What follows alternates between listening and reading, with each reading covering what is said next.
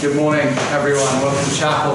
This screen is certainly going to test the body position and the lower backs of Mr. Robertson and me over the course of the next 20 minutes or so. We're going to start with a hymn that might be familiar to some. If anyone has any Welsh background or lineage, then you might really like this one and get into it. It's called Guide Me, O Thou Great Jehovah. And we're going to show the lyrics on the screen behind me. But before we get into it, we thought, let's listen to the first verse. So Miss Hounsom's going to play the tune, the melody for the verses for this particular hymn. And we'll listen to the first one, and then we'll stand together, and then we'll sing. Okay, so Guide Me, O Thou Great Jehovah is our first hymn. Over to Miss Hounsom. Okay. So do you want me to stop after I've played it and then give them a chance to stand and redo an intro, or just they're going to join straight in after one play?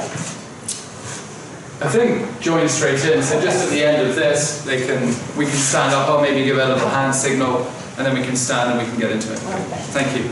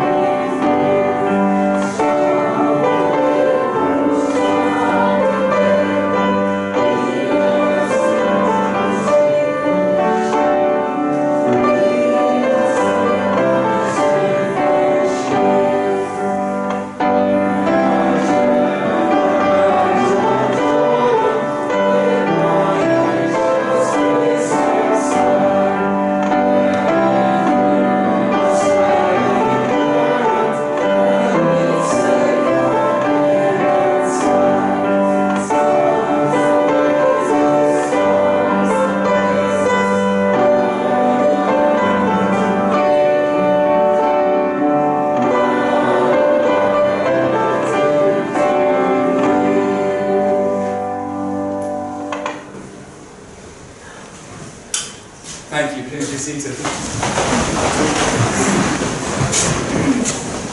Mr. Robertson and I are just sharing a smile, as there's probably not too many from Welsh lineage in the chapel this morning. But again, we know it's I think it's going to take some time. Not everyone's used to singing. Certainly not necessarily used to singing in groups, and have maybe never sung that song before. So again, let's gradually see if we can just lift the volume, lift the effort a little bit. Don't need to hit every single note, but just try and let some of that pride come through and heart and that sort of thing.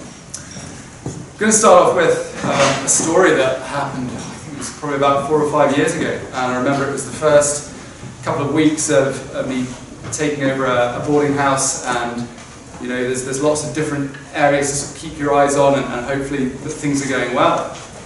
And some knock on the door came, and I opened it up, and there was a look on the student's face of sort of concern and confusion, and there was a pause that was a bit unnatural, and then he just said, "I think you're going to want to come and see this."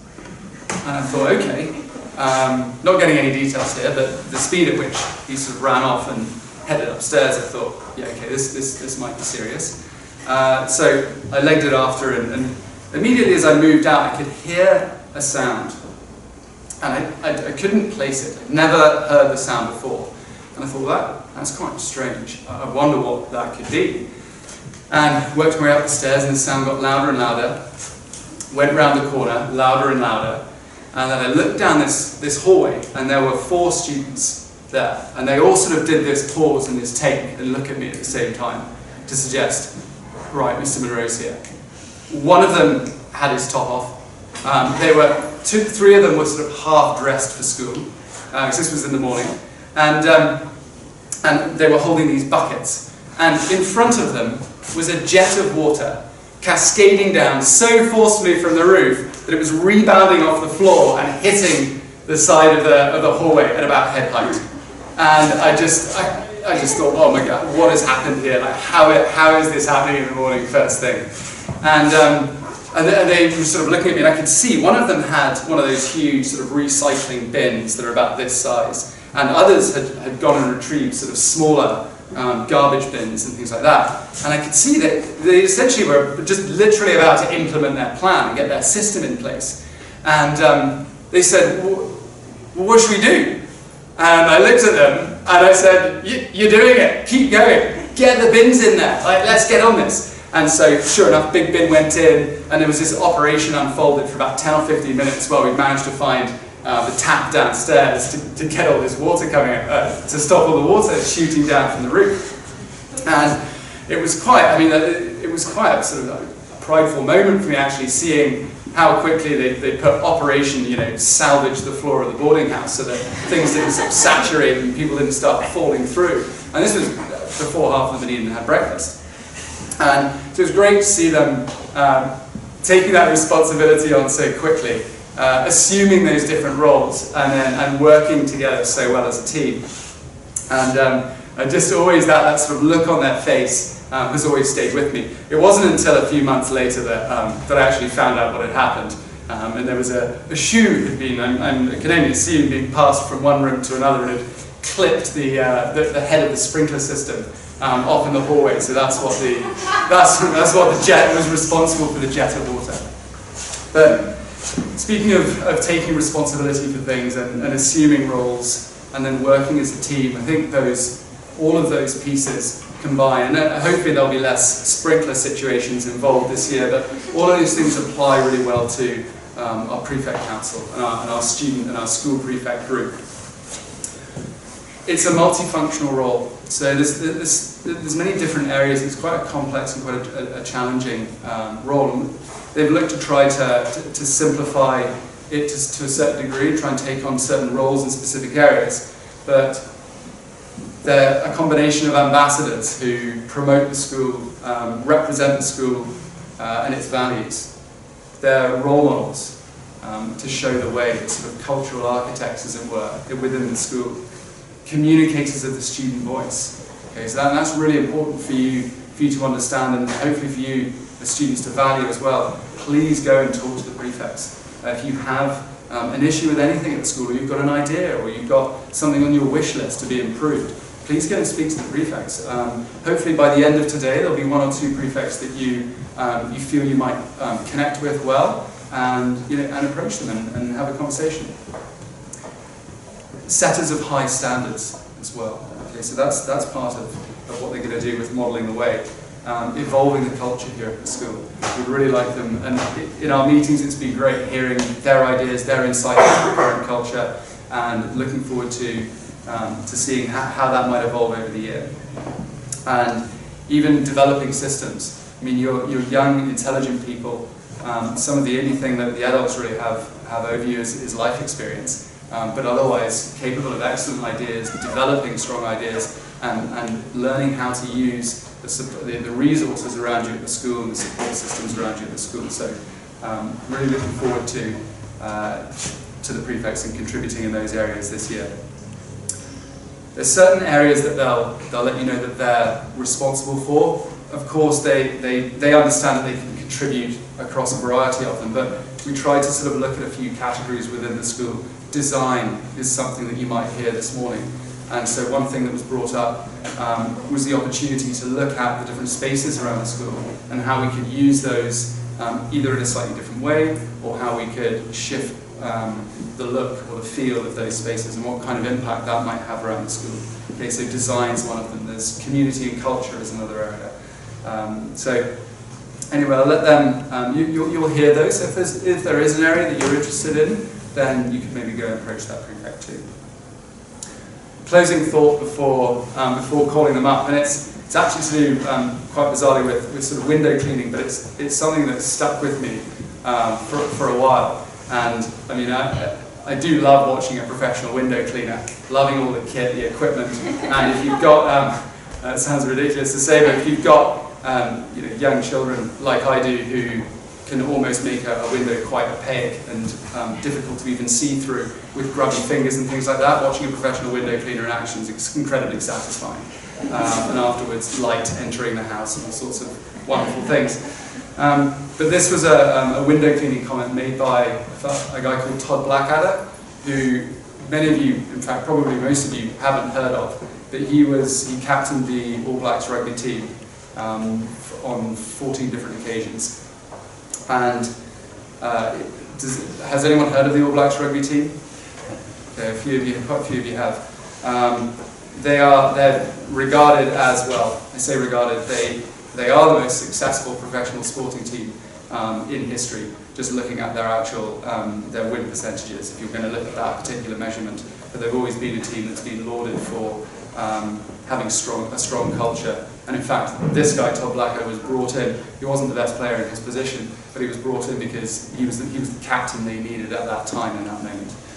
So I was fortunate enough to play with him and experience a number of training sessions with him. And I remember him sitting us down after one practice, and he looked around the circle and he said, it's like cleaning a window.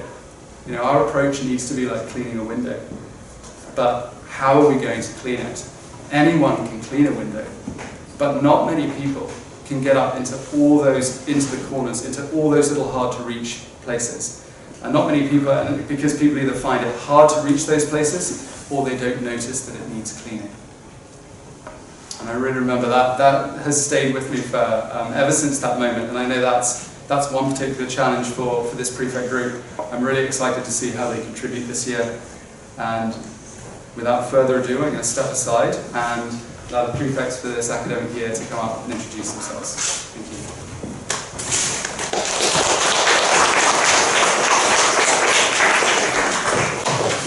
Hello everybody, I'm Sydney Ball and I'm the head prefect for this school year. I'm a day student from Nanaimo. This year I'm going to work alongside Katia, Yo-Yo, Tegan, and Miss Craig to help build the spirit of service at QMS. Some of my personal interests are fitness, boating, traveling, and reading. If you have any concerns, questions, comments about the school year, or just anything in general, please feel free to have a chat with me in the hallway. I'm super approachable.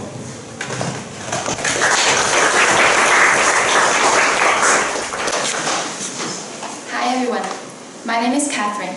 I'm from Ningbo. It's basically a coastal city besides Shanghai, located in southeast of China, I believe. I'm not good at geography, but luckily I know where I came from.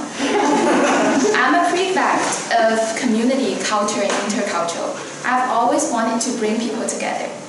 Well, it doesn't matter the gender, the background, the grade you're in, the language you speak. At the end of the day, we're all QMSers. So no one should be and will be left out. Speaking of my interests, I love reading people's minds. Just be careful when you're talking to me. I love poetry and art. I mean, I do find cycling cool, but I can't ride a bike. That's a problem. Well, at least I think I'm still a good person so far. So if you guys have any concerns, questions, or just want to have a chat, I'm here. Thank you.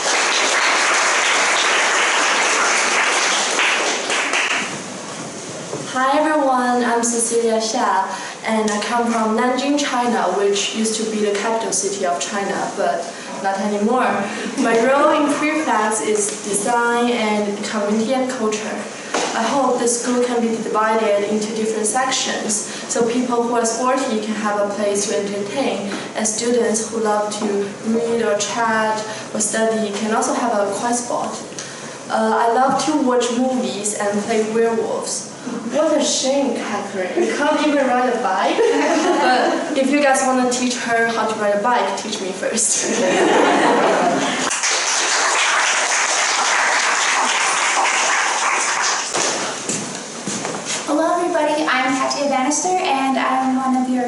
and student council prefects this year. I'm hoping that as much as COVID-19 allows us to, that we can integrate our QMS community with the greater Cowichan Valley community that we are a part of and create some really exciting service and learning opportunities for all of you. And not so coincidentally, one of my biggest passions is volunteering, and you will often see me sprinting down Ramsey on my way to a volunteer placement that I will be late for during lunch or after school. And I'm just really looking forward to getting to know all of you better.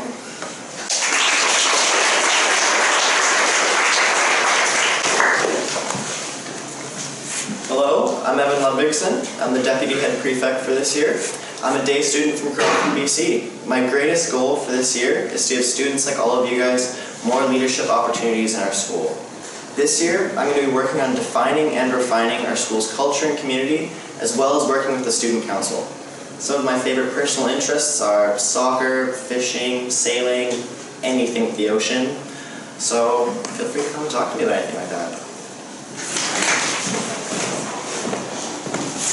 Hello everyone, my name is Tegan Kropp, and I'm a day student from Duncan, but I'm originally from Winnipeg, Manitoba. I've lived in Nunavut, Northwest Territories, and Quesnel, BC. So basically, really cold climates. I am one of the service and design prefects this year, and one of my goals is to bring more school spirit into our hallways and update the student art and just make it feel cozier and even more close-knit than we already are. Some of my interests are acting, writing, and reading, and I really hope to become an actress and an author one day. So if you're interested in any of that stuff, please come talk to me. I really, really, really like to talk, and I will talk your ear off. Thank you.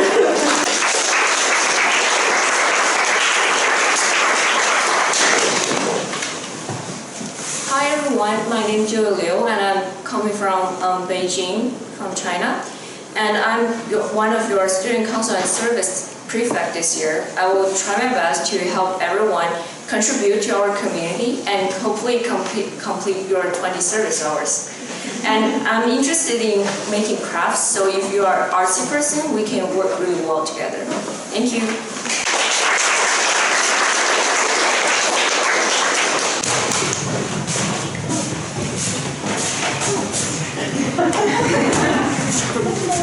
It's like limbo or something. Well done, prefects. That's great. Excellent. I don't know about you, but one of the things I love about Canada is that we're so multicultural. And when I came to Canada in 1986, I'd done my research before I came, and I really wanted to be a Canadian. I was obviously born in Scotland. I could never shake the accent, even after all these years. When I tried to do it, as I think I've said before, I sounded like some sort of drunken cowboy. These sprawling stuff, slurring things. But anyway, no. So but right from the beginning, I wanted to be a Canadian. I didn't want to just come to Canada and live here and enjoy the fruits of this beautiful country. I actually wanted to be a Canadian, so I'm a very proud Canadian, even though I don't sound like one. But what I'm really proud of is this country's approach to cross-cultural blending and mix and respect and all of those things, right? So that's something that's very precious, and as you know, it doesn't happen everywhere in the world. Also, there are a couple of big events happening this week, and one of the reasons I'm wearing this orange tie is because tomorrow is Orange Shirt Day.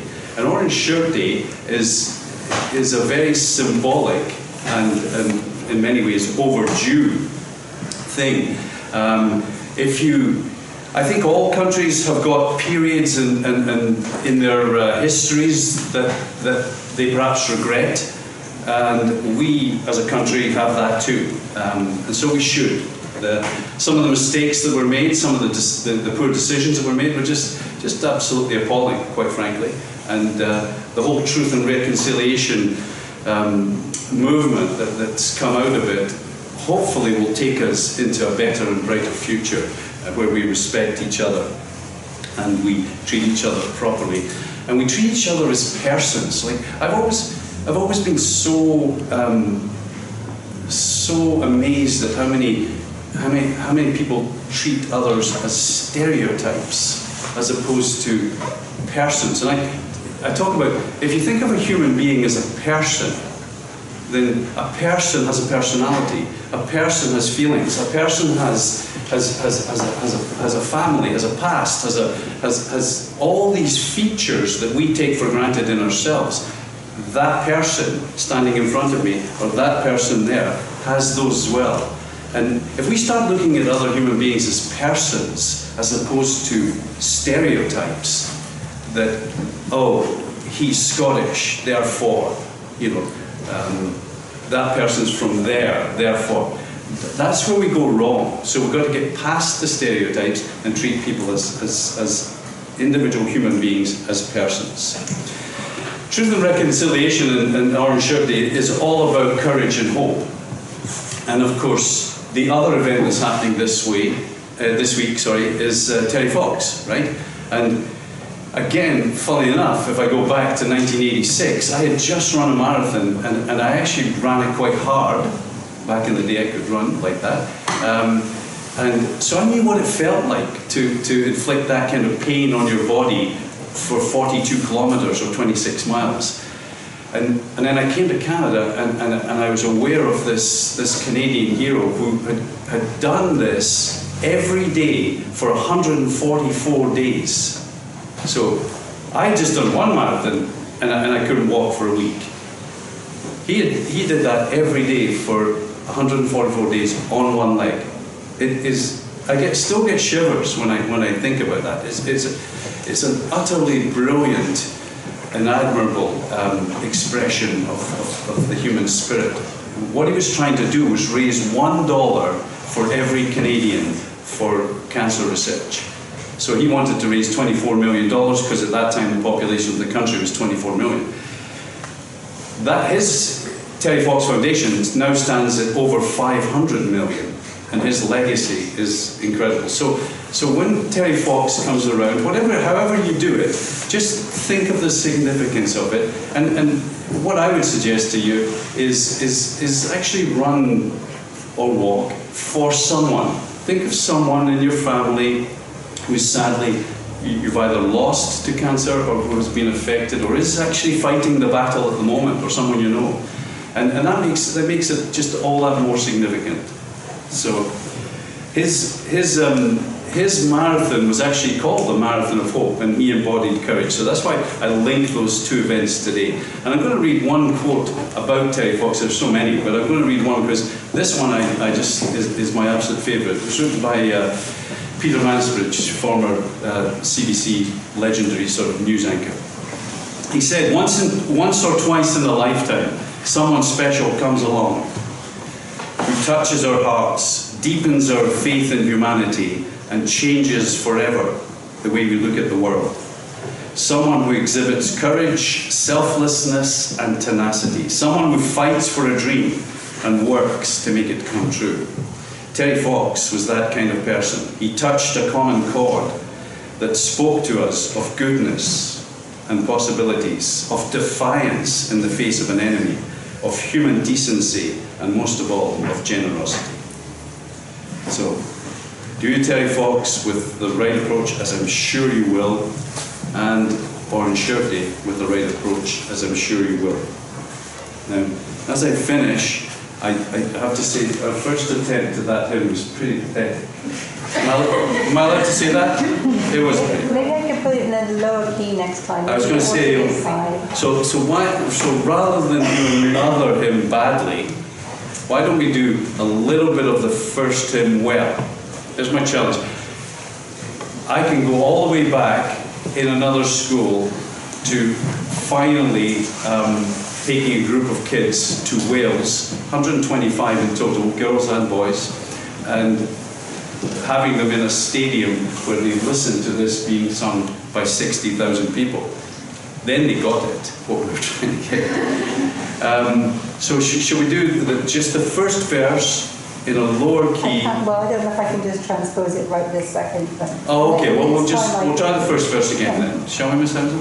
Yeah. And can just make an old man happy. Just sing. Okay. Thank you.